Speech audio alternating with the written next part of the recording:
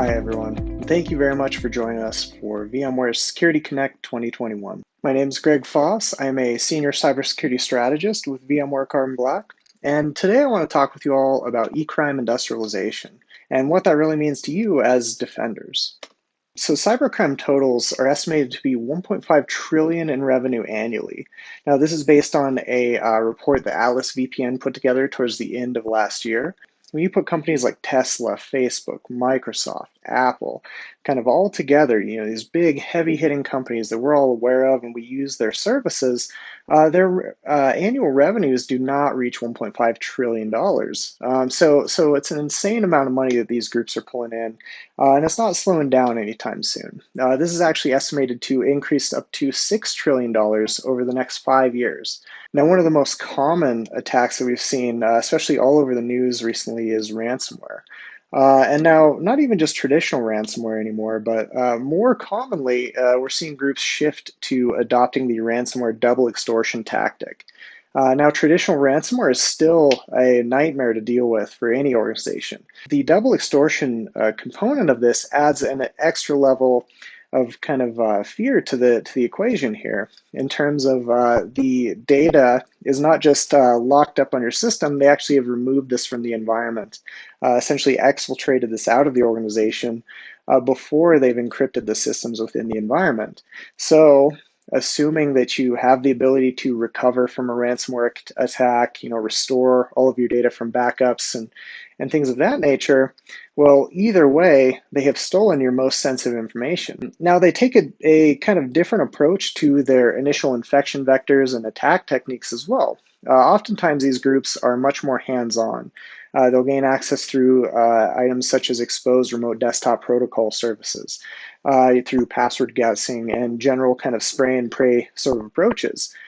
They will also still use phishing, but often not to just deploy a single ransomware payload, but often to gain access to that system so they can begin mapping out the organization, understand where items of interest might be located, and figure out how they can move those out of the environment.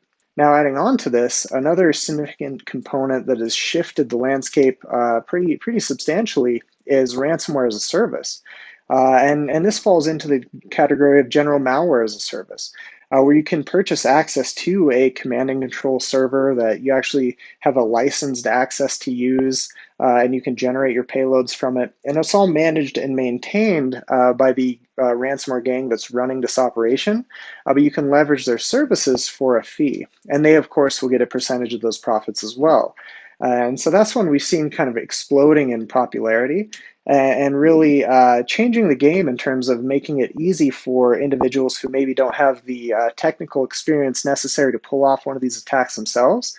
As long as they have funding and they're able to go purchase cryptocurrencies, they're able to rent a ransomware as a service application. Looking at ransomware in general, this is just data from the last year, but essentially when we map out kind of all of the ransomware variants that we analyze through our various sensors, when we look at the new modular approach that ransomware has to their attacks, you can see this is really changing kind of how ransomware is able to operate and how they can add and modify a lot of the tooling to suit their needs in these various different attack scenarios.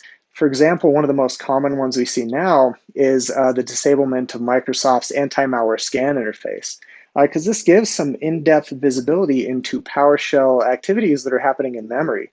So if they can take those eyes and ears out of the security tooling, they can try and bypass security tools such as your endpoint tools and things of that nature. Then it allows their malware to stick and actually execute, and then they can do a lot more in a much more unfettered manner.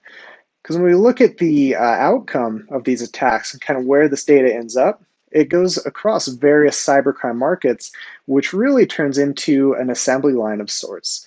And it's all based around opportunity. So the more opportunistic availability of these services and these systems, the easier it is to gain access to, the more likely it is to be pilfered and shared and sold online.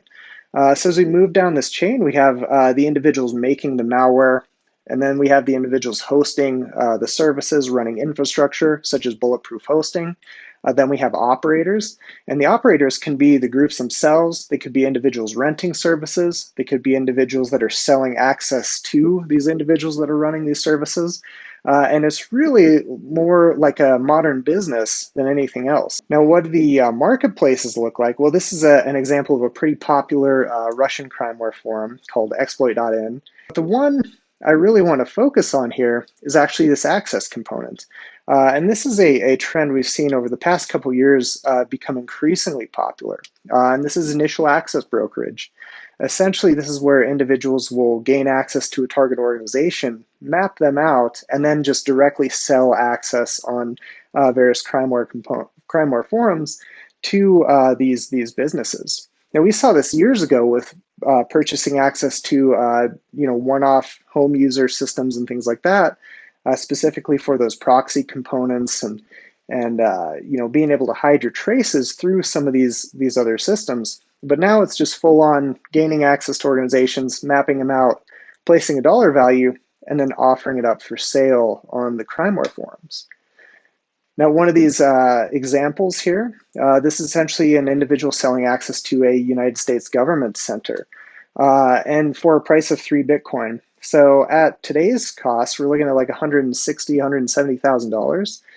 Back when this was posted, I'd imagine this was like $60,000 to $80,000. Still quite a bit of money, but you're looking at a very juicy target that they're trying to sell access to here. Now, this is one of the interesting ones, right? Like most of them we're going to see are going to be kind of like this, where they're much lower dollar values, something that a lot more people are more likely to purchase.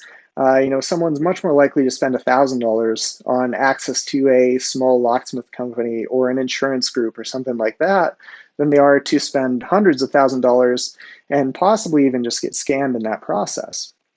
One interesting thing here I did want to highlight is this individual selling multiple different organizations they've compromised and mapped out. And once you engage in discussions with them, they'll fill you in on some of these details about the company and things like that. But one interesting thing here is they know that multi-factor is enabled in this company, but they actually have instructions for bypassing the MFA solution that's in use. Now, some of their targets, when we look at kind of just who's most commonly hit by some of these attacks, number one was retail. And then shortly after that was financial services and financial technology. But the one I really want to highlight here that I think is very interesting is technology companies. And this isn't just for the technology company itself, although often that is one of their main goals. But one of the targets we saw hit most commonly or most prominently was technology companies that have access into other companies, thinking managed service providers and folks who maybe have credentials to various other companies. That's going to be a very juicy target for them to gain access to. And that's why they go for a much higher dollar value on average than some of the other industry verticals that we see targeted by these groups. Now, drilling down, taking a step further, we want to look at the type of access that's for sale. Remote desktop protocol, of course, is going to be number one.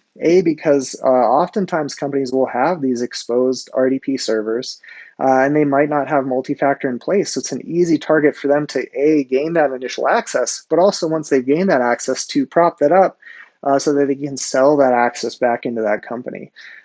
So on average, Digital Shadows, this is from the same report actually, said that was going for a little over $9,500 on average. Now, couple that with domain administrative rights. If you can get in and all of a sudden you essentially have God mode on the network, add on about another $8,000 to that cost. And so, that's going to be something where it makes it infinitely more lucrative for both the buyer and the seller in these environments. If you have this exposed service, you can just log in from the internet, and right away when you get in, you can gain domain admin rights. Oftentimes, they'll give you either the credentials for that, or it'll be essentially something that is, or it'll be the account that you actually purchase access to is the domain admin account. Now, the next one I found real interesting is the direct sale of access through VPN concentrators. Traditionally, this is going to be looking at, if they have credentials to it, if they have a backup VPN service that maybe doesn't have multi-factor authentication enabled, or most recently, the exploits against VPN services directly. A lot of criminal groups will monitor various target organizations, and when a prominent vulnerability is disclosed for a VPN service that a company might be leveraging, they can go ahead and leverage that exploit to gain direct access to the VPN, and then use that to pivot into the network, gain additional credentials, and move throughout the environment. Now, as we move down the chain, we see some of these other sort of types of access that are less prolific. The one that I think is kind of interesting here is the computer management system, specifically because of what we saw with SolarWinds. Gaining access to a system like that, basically you have keys to the kingdom, network configurations, credentials, and everything else therein. So it's surprising to see those go for such a low dollar value versus a general remote desktop protocol. But I'm guessing that's due to just the sort of clientele that's going after these services. Now, to highlight just kind of how profitable some of this can be and how essentially prolific these activities are, I want to talk about the invisible god, essentially an individual that goes by the name of Andrei Turchin from Kazakhstan, whose most prominent alias is FXMSP, which you might have read about in the news, because this individual is the one who famously compromised three prominent antivirus vendors and was selling their source code and then direct access into the company on various crime war forums. Now, this individual was eventually caught and arrested, and it was actually shortly after the attack against the antivirus companies. So I'm willing to bet he kind of poked the wrong bear in this scenario, and that was what ended up getting him caught. But you can see his general MO was very basic, doing remote desktop protocol scans and password sprays. And then once he gained access, he would try and backdoor the backup servers themselves. And then he would also exfiltrate a lot of data for personal use and for resale as well. And overall, they estimate that he was able to compromise 135 companies across 44 different countries, and estimated to have made over $1.5 million that they're aware of. Now, in general, there's a lot we could do and we could really dig into here in terms of preventing this sort of activity. But the main one I want to focus on is some data that came out from our 2021 Global Cybersecurity Outlook report. And this is one that we were super happy to see. And this is organizations are starting to stand up threat hunting programs.